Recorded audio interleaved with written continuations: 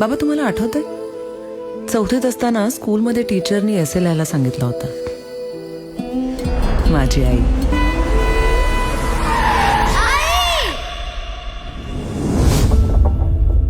Class संपल्यावर teacher मला म्हणाली, श्रावणी तू नाही लिहिलास तरी चालेल. बाबा तुम्हाला कधी सोडून नाही ना जाणार?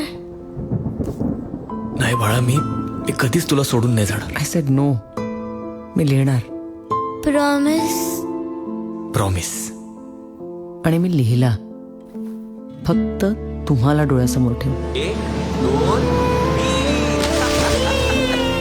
बाबा मी पण तुला प्रॉमिस करते की मी तुला एकटं सोडून कधी नाही जाणार.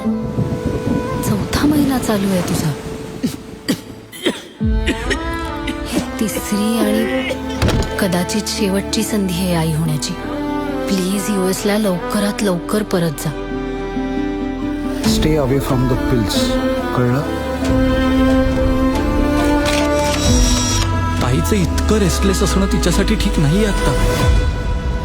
अमेरिकन सिटीजन असण्याचे अख्ख्या जगभरात किती फायदे आहेत याची कल्पना आहे ना तुला?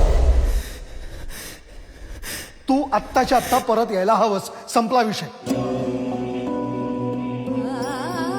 माझ्यामुळे तुम्हा दोघांच्यात कुठलाही इशू होऊ नये, बस.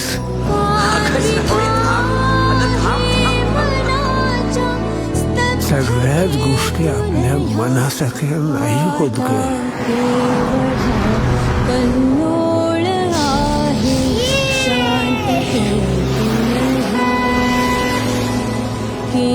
तू परत जा.